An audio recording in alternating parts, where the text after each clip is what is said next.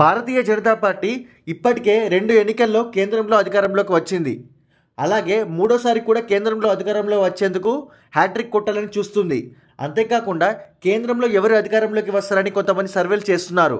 ఇక ఎంతమంది సర్వేలు చేస్తున్నా కూడా రిజల్ట్ మాత్రం బీజేపీనే మళ్ళీ గెలుస్తుందని వస్తుంది. ఇక కేంద్రంలో అధికారంలో ఉన్న ఈ 10 సంవత్సరాలు దేశంలో ఎన్నో చారిత్రాత్మక మార్పులు తీసుకొచ్చారు. Will be he the prime minister in BJP. అలాగే హిందువుల చిరకాల కల అయిన అయోధ్య రామ మందిర నిర్మాణం కూడా చేశారు. అలాగే దేశ ప్రధాని నరేంద్ర మోడీ ఎన్నో విదేశాలను చుట్టి వచ్చిన భారత్తో ఆ దేశాలకు సత్సంబంధాలు కుదించారు. ఇక మన ప్రపంచంలోనే అత్యంత జనాదరణ కలిగిన నేతగా మోడీకి పేరుంది. అయితే తాజాగా మీడియాలో ఒక వార్త వినిపిస్తుంది. అదేంటంటే మూడోసారి కూడా బీజేపీ అధికారంలోకి వస్తే ప్రధానమంత్రిగా ఒకవేళ నరేంద్ర మోడీ తప్పుకుంటే ప్రధానమంత్రి అయ్యే హోదా ఎవరికి ఉంది, ఎవరు దేశ ప్రధానమంత్రి అవుతారని అందరిలో ఒక ఆసక్తి ఉంది. అయితే ఓ సంస్థ నరేంద్ర మోడీ తర్వాత పీఎం అయ్యే హోదా ఎవరికి ఉందని సర్వే నిర్వహించింది. ఇక ఈ సర్వేలో ఎలాంటి ఫలితాలు వచ్చాయో ఇప్పుడు తెలుసుకుందాం.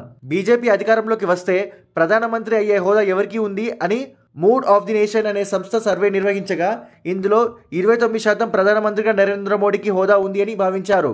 ఇక నరేంద్ర మోడీ తర్వాత అమిత్ షా 2వ స్థానంలో, 3వ స్థానంలో యూపీ సీఎం యోగి ఆదిత్యనాథ్, 4వ స్థానంలో నితిన్ గడ్కరీ ఉన్నారు.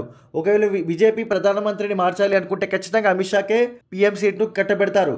అయితే బీజేపీలో చాలా మంది మోడీ ఫోటోను చూసే ఓట్లు వేసే వాళ్ళు ఉన్నారు.